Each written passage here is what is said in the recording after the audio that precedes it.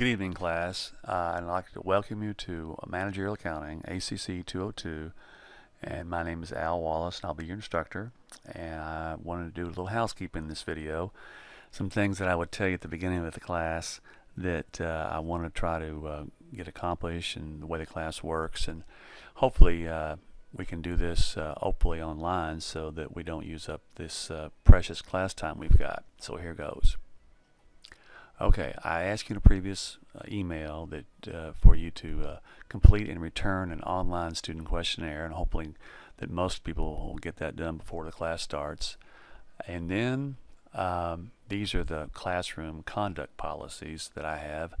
These are just things that I'm sure that we'll all do without any problem, but there's some of the basic things that I hope gets done in the classroom with respect to conduct.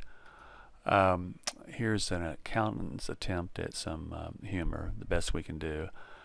This is last semester's class, and they were very sharp. Attendance policy. Each unexcused absence lowers your final grade by 1 letter grade. Being late twice equals 1 unexcused absence. Unexcused absences are everything except the following: family emergency, medical excuse, official school business or official work business, military obligation, bereavement, court appearance, and or a conference with the dean or faculty. Valid written documentation must be submitted to justify class absences within 5 calendar days of the class absence. Late and makeup work policy. Graded assignments will not be accepted late except for excused absences, which we just went over a second ago. Makeup work must be completed within 5 calendar days of the class absence. Withdrawal policy. No exceptions will be made to the college regulations and dates regarding the dropping of this course, which means that whatever the official class calendar says for the withdrawal dates are, that's what this class will use. Student responsibilities. Students should have a backup plan for computer and internet problems. The book we're going to use is something that you already have if you've done the 201 class, and it looks like this. It's the 22nd edition of Wild by McGraw-Hill. You don't need to bring the book to class. All you need to bring to class with you is a pencil, paper, and a simple calculator. This is a web enhanced class, which means all homework is on the web, all quizzes and tests are on the web.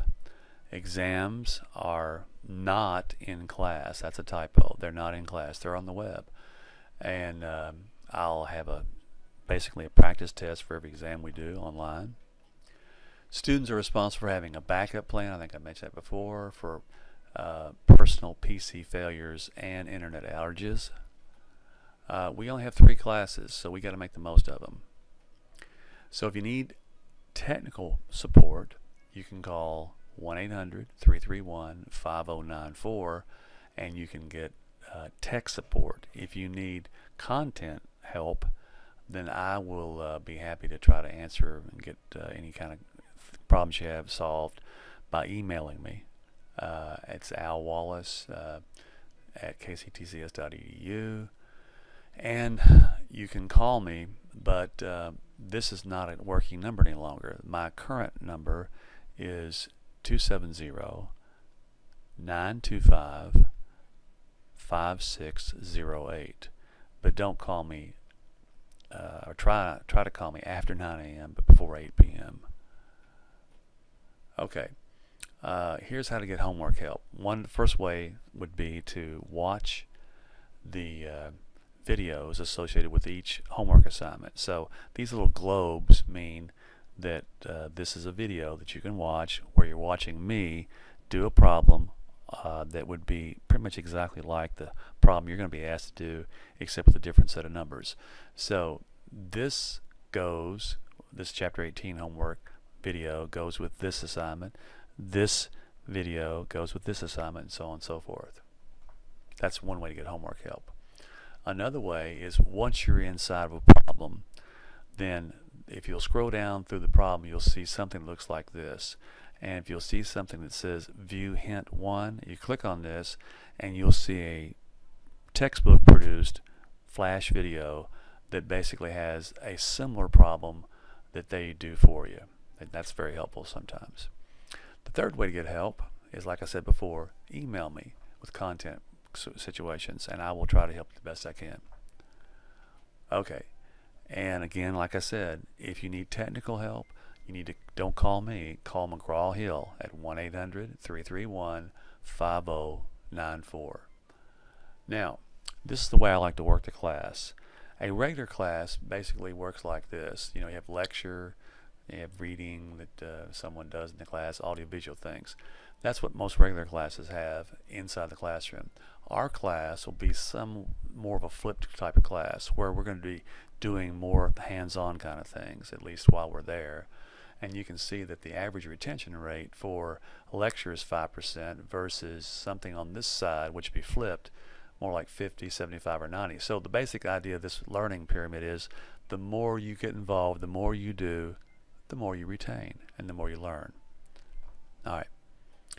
My goals for this class are to give you practice thinking like an accountant, to get to know your classmates by some team learning, and also to have some fun learning.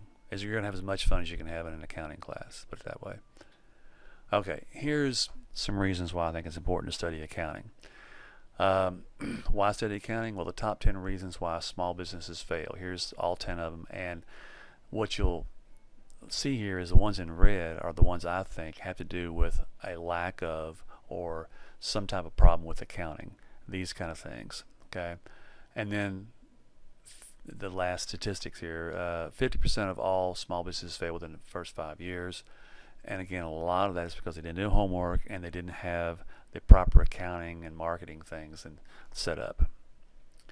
Okay, so I'd like to thank my PowerPoint assistant today for helping me with all this, and I hope it's a good way to get started here. And last thing is, hope to see you in class.